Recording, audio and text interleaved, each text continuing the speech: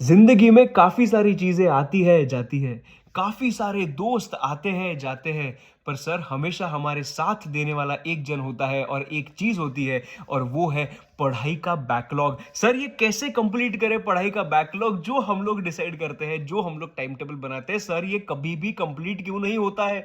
तो इसके बारे में हम लोग बात करने वाले हैं in this video. So welcome to my study tips series part number 3। अगर आपने पिछले 2 वीडियोस नहीं देखे प्लीज जाके देखना। I am telling you, watching these 5 to 6 minutes videos, these videos can save your attempt। और अगर आपने इस चैनल को अब तक सब्सक्राइब नहीं किया है please do hit a subscribe button और लाइक भी जरूर करना। अभी हम लोग स्टार्ट करते हैं।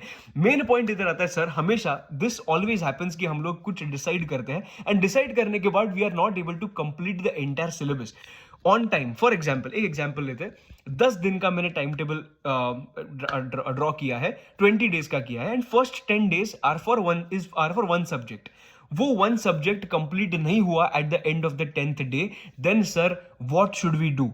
तो हम लोग क्या करते हैं ना, हम लोग और 2-3 दिन देते हैं और we try to complete that subject. मैं तुम लोगों को एक टिप देने वाला हूँ which I follow during my final exams and this worked really very well. So तुम लोगों को बताना चाहता हूँ कि अगर ऐसा कौन सा भी सिचुएशन आया that you are not able to complete, मतलब लास्ट डे पे हो आप और आज मेरा सिलेबस कंप्लीट होना चाहिए था पर you could not complete, then in that case do not extend any days.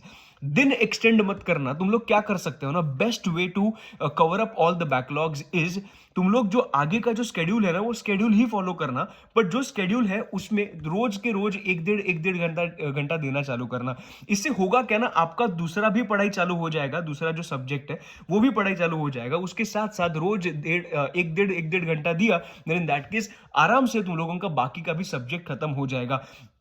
Sir problem क्या है सर, हम लोग 2 दिन एक्सटेंड करेंगे। मैं तुम लोगों को बताऊं, वापस तुम लोग ने अगर 2 दिन एक्सटेंड किए, फॉर एग्जांपल फर्स्ट 10 डेज के बाद 10th डे पे तुम लोग खड़े हो, तुम लोगों को लगता है नहीं हुआ है, देन हम लोग क्या करते हैं 2 दिन एक्सटेंड करेंगे। सर हो जाएगा।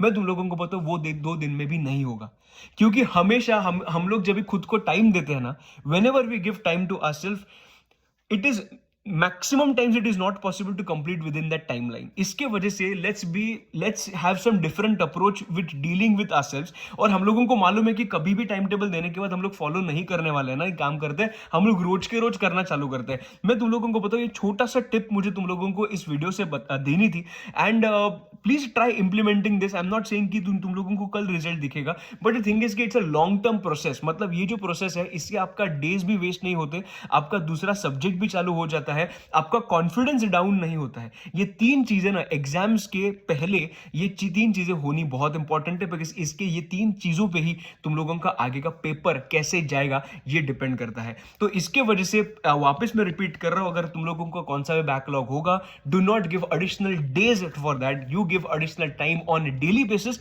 And try to complete the backlog for those subjects. I hope that you will try these things. बहुत छोटी सी चीज थी पर इसका इंपैक्ट बहुत बड़ा हो सकता था, and that's why I thought of making a video and sharing this with you guys.